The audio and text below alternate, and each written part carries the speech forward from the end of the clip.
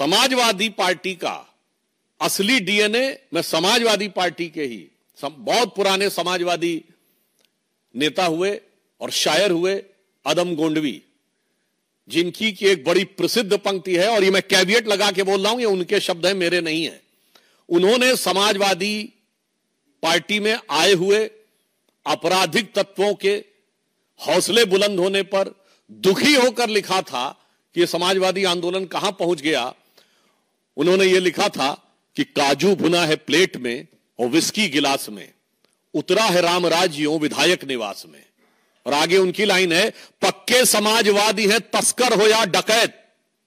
मैं कैविएट लगा के बोल रहा हूं, उनकी लाइन है, मेरी नहीं। पक्के समाजवादी हैं तस्कर हो या डकैत, कितना असर है खादी के उजले लिबास में। तो मुझे लगता है कि यह समाजवादी पार्टी के ही एक समाजवादी नेता के दिल का दर्द आज की समाजवादी पार्टी के असली डीएनए यानी राजनीतिक डीएनए को बताने के लिए पर्याप्त। उत्तर प्रदेश में अयोध्या में हम सब ने देखा कि समाजवादी पार्टी के एक नेता मोहित खान के ऊपर किस प्रकार नाबालिग के साथ बलात्कार का आरोप लगा, और उसके ऊपर हमने ये देखा कि संवेदनशीलता तो छोड़िए, किस निर्लज्जता के साथ उसके ऊपर राजनीति की गई। उसके बाद आपने देखा कि कन्नौज में एक बार फिर समाजवादी पार्टी से जुड़े हुए नेता के ऊपर पुनः एक बार नाबालिग लड़की के साथ ही बलात्कार और बलात्कार के प्रयास का इतना गंभीर आरोप लगा है।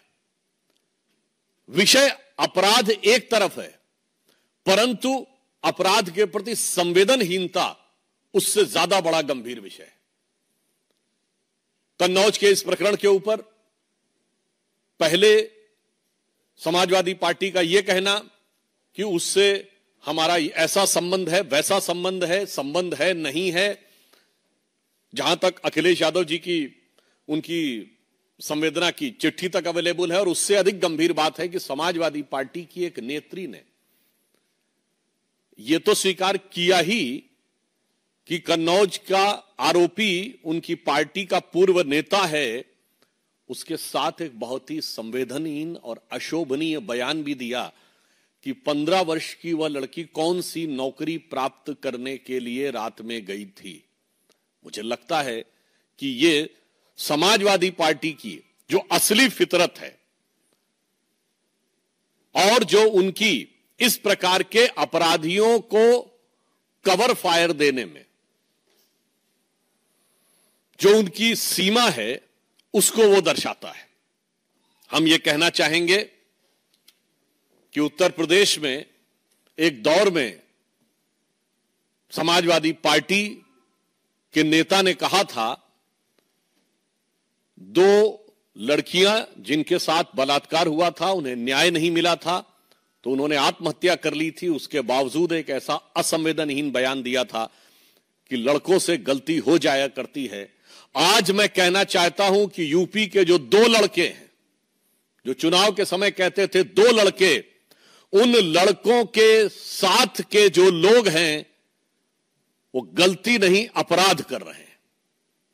और जब से ये 2 लड़कों की ताकत बढ़ी है, तब से अपराधियों की हिम्मत और हिमाकत भी उसी अनुपात में बढ़ती हुई नजर आ रही है।